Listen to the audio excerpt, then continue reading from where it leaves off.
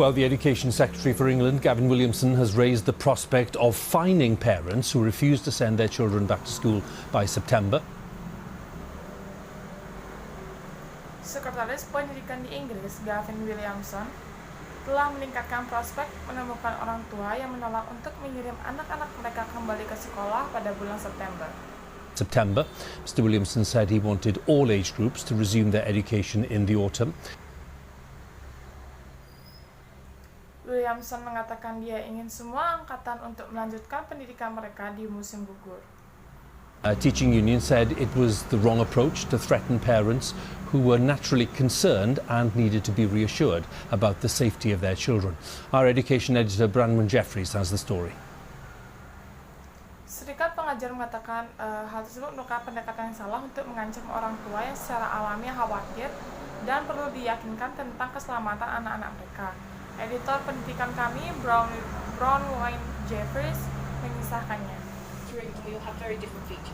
Lessons have restarted, but at a distance. By September, this classroom could be full. With A-levels next year, they're keen to be back. Pelajaran telah dimulai kembali, tetapi menggunakan metode jarak jauh. Pada bulan September, kelas ini bisa penuh karena tahun depan mereka ingin kembali. I would want to be back in September as long as it's deemed to be safe, but there's always going to be some risk. Saya ingin kembali pada bulan September selama itu aman, tetapi pasti selalu ada resikonya. But if parents don't send younger children back, there will be fines. School in England compulsory from September. Tonight, a note of caution from a senior Conservative. Tetapi jika orang tua tidak mengirim kembali anak-anaknya ke sekolah, akan ada denda di sekolah tersebut. Di Inggris, sekolah-sekolah wajib mulai seperti biasa pada bulan September. Dan malam ini sebuah catatan peringatan dari seorang konservatif senior. A senior Conservative. Rather than having a sledgehammer of a fine in the early stages, especially when understandably parents are anxious, we should have at least a record from the schools or the local councils, or even both, where they can check which children are not in school, contact the parents and help them to make sure the kids go back into school again.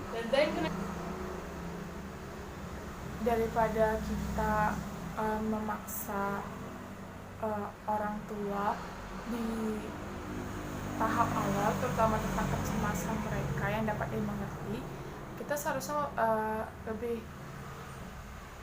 harus memiliki daftar catatan dari sekolah atau dewan lokal atau bahkan keduanya, di mana mereka dapat memeriksa anak-anak yang tidak, maksudnya murid yang tidak di sekolah dan hubungi orang tuanya dan membantu mereka untuk memastikan anak-anak bisa kembali ke sekolah lagi.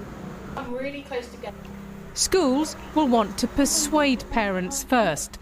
To fit everyone in, the government will suggest mixing within year groups.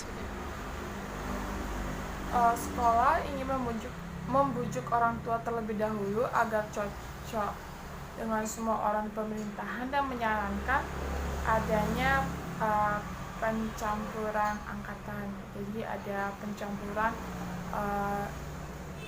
umur siswa. Groups. The positive part of that is you can have more flexibility within the year group for your timetabling and your staffing. Bagian positifnya dari kejadian ini adalah Anda memiliki lebih banyak fleksibilitas di dalam grup dan fleksibilitas dalam mengatur waktu. The negative is if one person is tested positive for COVID in that year group, the whole year group has to go home 14 days. And that could be very disruptive.